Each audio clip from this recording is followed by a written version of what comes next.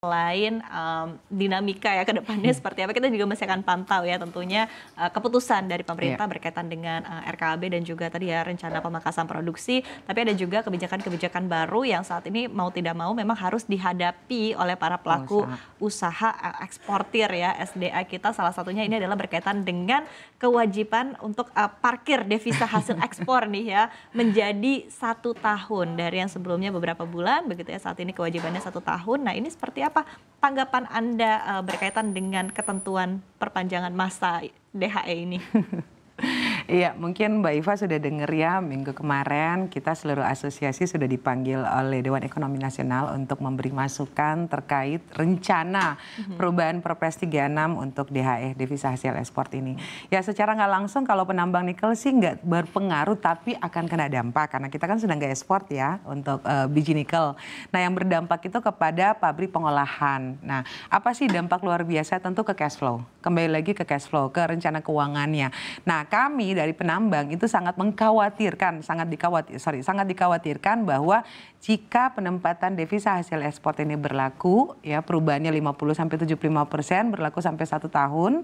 Tahun lalu aja Perpres 36 30% berlaku 3 bulan itu sudah ada penolakan. Ini ditambah lagi, kalau ditambah lagi, satu cash flow perusahaan sangat amat berpengaruh, ya smelter ya di pabrik pengolahan nikel. Nah pengaruhnya ke tambang seperti apa?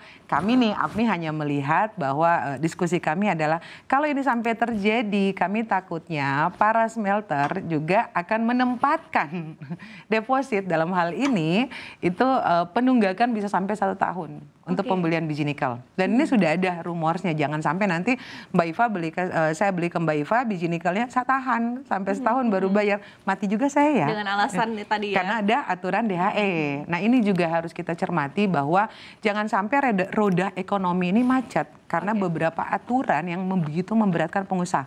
Dan yang paling penting lagi, jika ini diterapkan untuk devisa hasil ekspor, akan berpengaruh kepada produksi, dan produksi juga akan dampak ke penerimaan negara dan pajak, gitu kan? Jadi circle-nya kan muter-muter aja kan. Jadi kalau pengusaha nggak bisa melakukan kegiatan produksi atau pengusaha juga akhirnya income-nya terlalu kecil nih. Ya. Jadi mungkin sebagai informasi Mbak Iva, bulan Januari ini pendapatan khusus untuk NPI di beberapa smelter itu mengalami minus 1%. Sudah minus gitu. Itu belum berlaku DHE-nya. Tapi sudah minus 1% di beberapa smelter. Nah, berapa sih kalau kita lihat dampak nanti di devisa hasil ekspor ya. Tahun 2025 ini kita sudah punya untuk pyrometalurgi ada 49, itu terdiri dari 226 lines. Banyak banget ya. Kemudian untuk yang MHP, Expal, kita sudah punya 6 lines. Ya, 6 pabrik gitu ya, 6 pabrik pengolahan yang menghasilkan MHP, nikel sulfat, sampai ke baterai katot kita sudah cukup berbangga ada.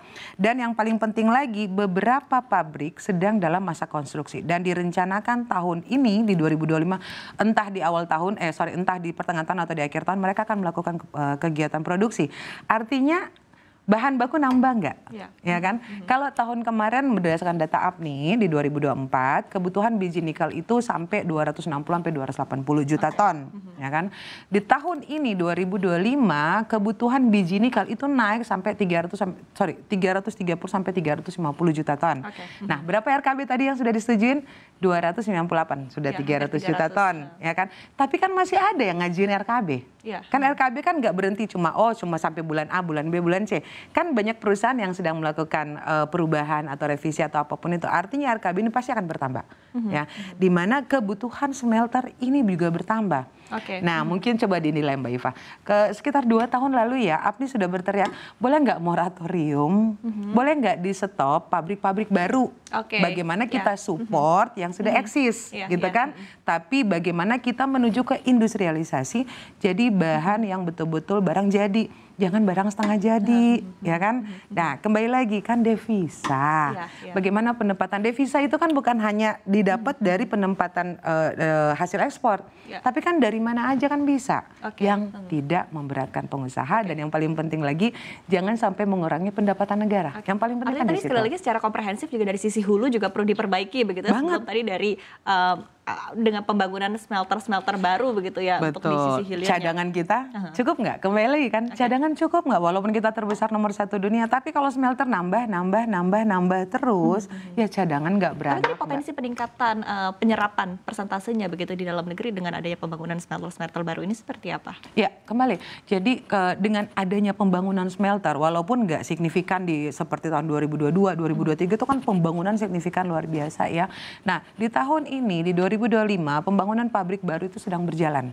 Dan memang mereka sudah mengajukan sejak 2020 atau 2021, kan konstruksi. Nah, beberapa masih tertahan karena aturan mengenai power plant.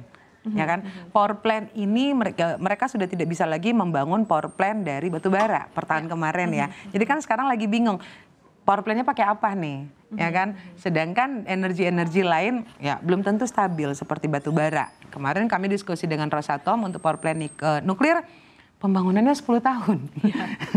Nah, ini si malakama sebenarnya Mbak Ziva. Tapi kembali lagi, bagaimana kita mensupport pabrik yang sudah eksis saat ini, terus bagaimana kita meningkatkan pendapatan negara, bagaimana kita memangkas produksi dan mendukung pabrik yang eksis saat ini, dan mendorong industrialisasi ke produk barang jadi nikel. Oke.